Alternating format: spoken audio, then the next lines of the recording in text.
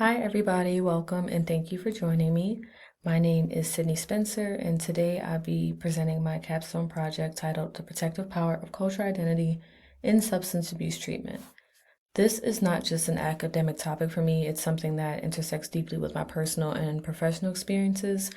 Having worked in detox and rehabilitation facilities, I've witnessed firsthand how vital a sense of cultural identity can be to a person's healing journey. Many of the clients that walk into treatment feeling unseen or misunderstood, especially if they come from marginalized communities.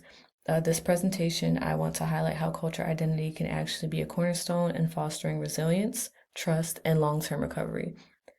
With this presentation, we'll explore this through the lens of the social identity theory, real-world interventions, and most importantly, through the lived experiences of the people at the heart of this issue.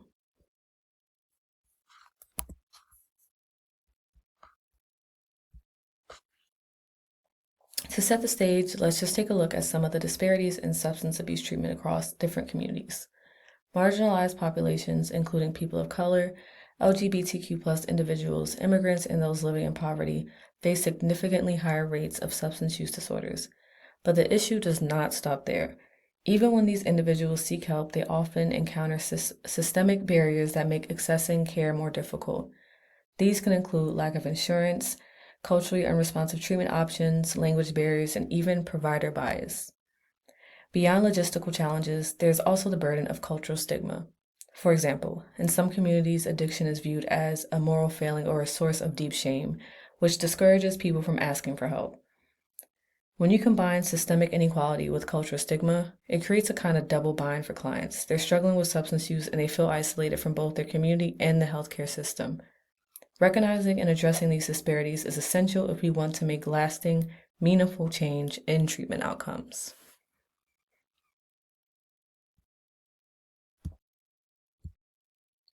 So what exactly is the purpose of this project? At its core, I set out to understand how cultural identity, that is, the connection we feel to our heritage, traditions, and communities, can act as a protective factor in substance abuse recovery. This goes beyond simply acknowledging a person's background. It involves actively incorporating cultural strengths and values into the treatment process. To guide this exploration, I used social identity theory, which was developed by Henry Tajfel and John Turner in 1979. The theory suggests that people define a major part of their self-concept through group memberships. These could include racial or ethnic groups, religious communities, language groups, or even recovery circles. The idea is that the more positively we view our in-groups, the more positively we view our in-groups, the more we internalize their values and the more they influence our behavior. In the context of addiction recovery, if someone feels connected to a group that values sobriety, healing, and cultural pride, they're more likely to adopt those values themselves.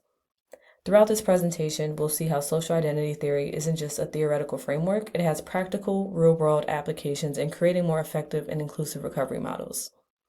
Here is a short video by Mr. Ting to explain social identity theory further. We like to think of ourselves as having our own identity. Our true self is within us. It doesn't depend on others. The truth is, though, that who we are depends so much on the groups we're a part of and the groups we're not a part of. Once you see someone in context, things can make much more sense. We now understand that this girl is probably part of a school group and about to run in a race of sorts. You see, groups are important because they give us a sense of belonging and an identity in the world that we may not otherwise have had.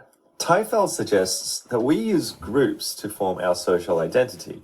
Because we're all members of particular groups, and therefore not part of other groups, our minds automatically think in concepts of in-group and out-group. You see this clearly when people support footy teams. The pride and belief that their team is superior to the others, even when they objectively may not be. And this applies not just to sport, of course, but also to social classes, political parties, religions, schools, anywhere you find people in groups.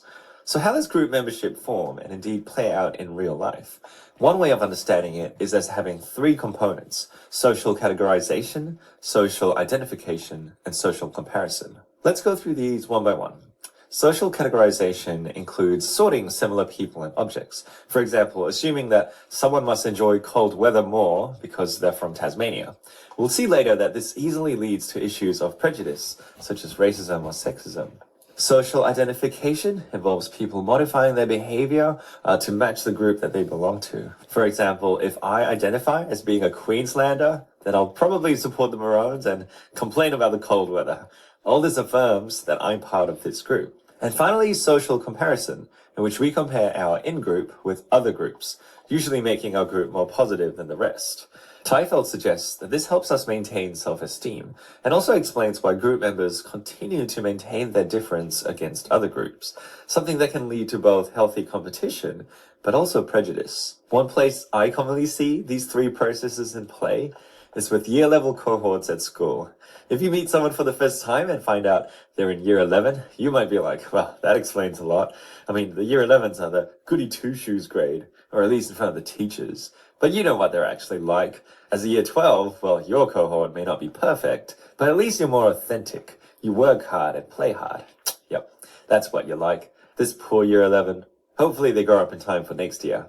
If you've had that internal dialogue before, congratulations, your experience aligns with social identity theory and you're a human. Of course, having an identity that's socially formed can also be very problematic, which we'll look at in later videos.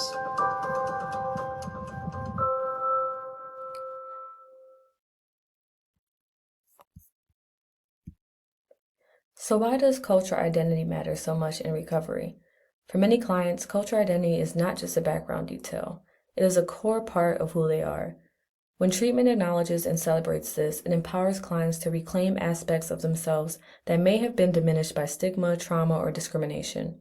For example, clients who participate in cultural rituals or traditional healing practices often report feeling more grounded and connected. These practices can serve as anchors, reminders of strength, history, and community. Furthermore, cultural identity can directly counteract internalized shame. When someone sees their heritage reflected in the treatment space, it signals that their identity is valid and respected. This fosters motivation, improves engagement, and increases the likelihood of treatment completion. The message then becomes, you belong here, you are worthy of healing. Let's take a closer look at social identity theory. This framework proposes that individuals derive part of their identity from the groups they belong to. That means our sense of self is not just personal, but deeply social. We all have a need to feel connected, to feel that we belong somewhere. In-group membership helps shape our beliefs, behaviors, and decisions. For someone in recovery, identifying with a group that promotes sobriety and healing, especially one that reflects their culture, can be life-changing. It replaces isolation with belonging. It changes the narrative from I am broken to I am a part of something bigger than myself. When treatment programs tap into this power, when they create spaces that affirm cultural values and group belonging, they don't just treat addiction, they help rebuild identity. That's why social identity theory is such a powerful lens for understanding recovery. Multiple studies have found that when treatment is culturally congruent, meaning it aligns with the client's values, language, and traditions, engagement significantly improves. Clients are more likely to attend sessions, participate fully, and build trust with providers. Culture pride also serves as a form of psychological armor. It helps clients resist negative stereotypes and internalized stigma. When clients are encouraged to reconnect with cultural practices or community elders, for example, it often reawakens a sense of purpose and accountability. In some indigenous and immigrant communities, returning to cultural rituals has even been described as a returning home, a reconnection, not just to the culture, but to the self. These cultural strings can serve as a powerful deterrent to relapse, and can sustain motivation long after formal treatment ends. To further understand the challenges clients face, we need to talk about intersectionality. Coined by Kimberly Crenshaw, intersectionality describes how overlapping identities like being Black, LGBTQ+, low income, and in recovery can create unique and compounded experiences of discrimination. Clients navigating these multiple identities often face structural and interpersonal barriers that others might not. For example, a transgender woman of color may fear entering treatment due to past experiences of violence or misgendering in healthcare.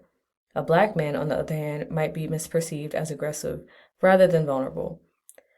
These experiences add another layer of trauma and mistrust that must be addressed in treatment.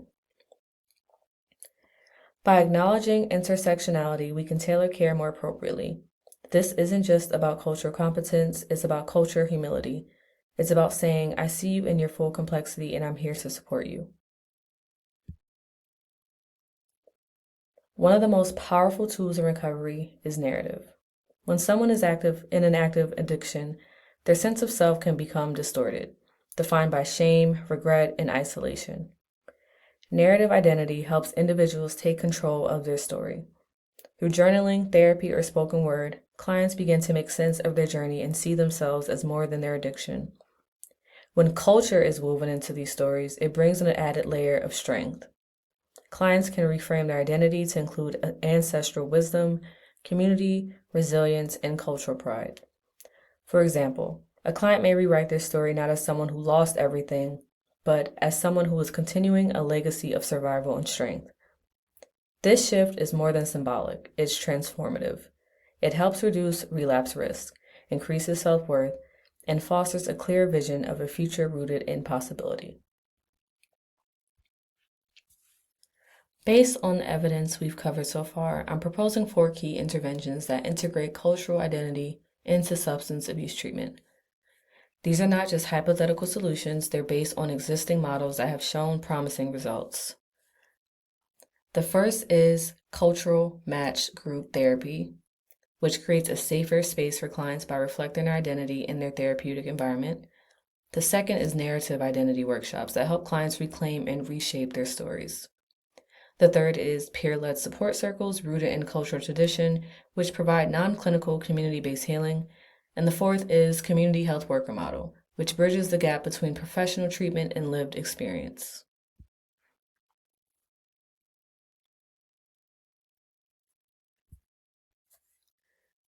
In the next few slides, I'll walk you through each intervention in more detail with examples and outcomes from the research.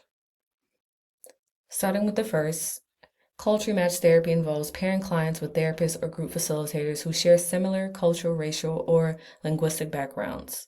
This shared identity creates a foundation of trust and understanding that's often hard to replicate in traditional treatment settings.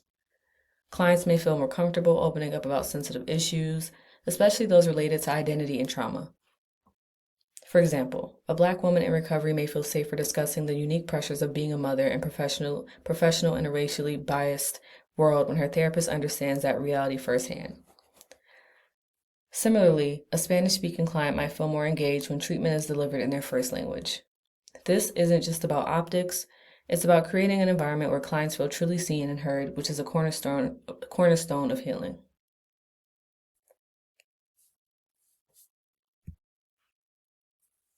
Narrative workshops take the concept of storytelling and put it into action. These group sessions encourage clients to write, speak, or even paint their stories. The goal is not to just process the past, but to reclaim it and author a new future. What makes these workshops particularly powerful is the use of culturally specific prompts. For instance, participants might be asked to reflect on a traditional value that guided their family or describe a cultural celebration that shaped their childhood. These reflections become tools for resilience. They help clients connect the dots between who they are, who they were, and who they want to become. When stories are shared aloud, the collective power is magnified. Clients begin to realize that they're not alone, and that their identity in all its complexity is a source of strength. Talking circles are inspired by indigenous traditions of collective storytelling and decision-making. Unlike traditional therapy, these groups are peer-led and non-hierarchical. Hierarchical. Everyone in the circle has an equal voice, and the focus is on active listening, respect, and mutual support. What's powerful about these circles is that they create space for emotional expression outside the clinical lens. Clients are encouraged to speak from the heart and listen without judgment. In many cases, this format feels more natural and less intimidating, especially for clients who may have had negative experiences with formal institutions. These circles also reinforce cultural traditions of community healing, which helps restore trust, dignity, and agency in the recovery process. Community health workers, or CHWs, are individuals from the community who are trained to provide basic health education, support, and advocacy. They often share the same background as the people they serve, which allows them in formal healthcare systems. In addiction treatment, CHWs can play a vital role in outreach, engagement, and retention. They help clients navigate appointments, understand treatment plans, and feel less alone. Importantly, they also serve as role models, living proof that recovery is possible and sustainable. CHWs are particularly effective in building trust with clients who are skeptical of clinical providers or who have had negative past experiences. They don't just represent access to care, they embody community, resilience, and hope.